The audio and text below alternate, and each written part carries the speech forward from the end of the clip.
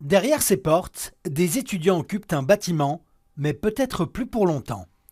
Une action militante pour la Palestine que l'ULB a tolérée durant plus d'un mois, avant de dire stop hier soir. Notre réaction, c'est la consternation de par les mots employés, la mise en scène d'une pseudo-violence. Si l'université a changé d'avis, c'est que selon elle, le mouvement aussi a changé. Il fallait bien qu'à un moment donné, cette occupation se termine.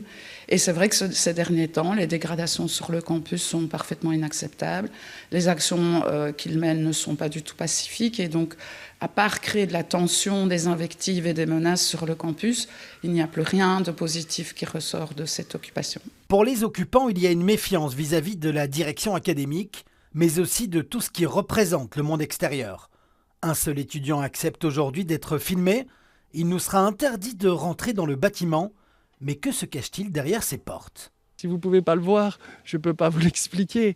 C'est notre lieu d'occupation. On n'a pas envie de montrer le dispositif à l'intérieur en cas d'expulsion, mais aussi pour protéger l'anonymat de tout le monde à l'intérieur. Quand on entend les différentes positions, on se rend compte qu'il est difficile d'imaginer comment va se terminer cette occupation. La question c'est, est-ce que la rectrice aussi va risquer, elle, de jouer sa carte médiatique en appelant la police, alors qu'il y a un vrai grand mouvement de soutien pour la Palestine qui ne se limite pas aux universités, qui est dans la rue, qui est aussi au sein du corps enseignant, au sein du corps administratif dans l'université. Moi, je ne me sens pas ni sous pression de la communauté universitaire, ni sous pression des médias pour faire ce que j'estimerais utile en temps utile. Mais comme je le répète, c'est pas le moment et j'espère qu'une réponse officielle me parviendra à ce courrier que je leur ai envoyé. On n'a pas demandé l'autorisation pour rentrer, donc on ne demandera pas l'autorisation pour partir.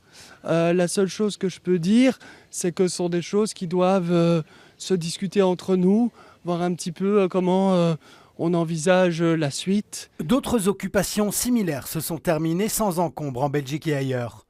Les étudiants se réunissent demain après-midi pour une assemblée générale exceptionnelle. S'ils décident de rester, l'université pourrait faire appel à la police.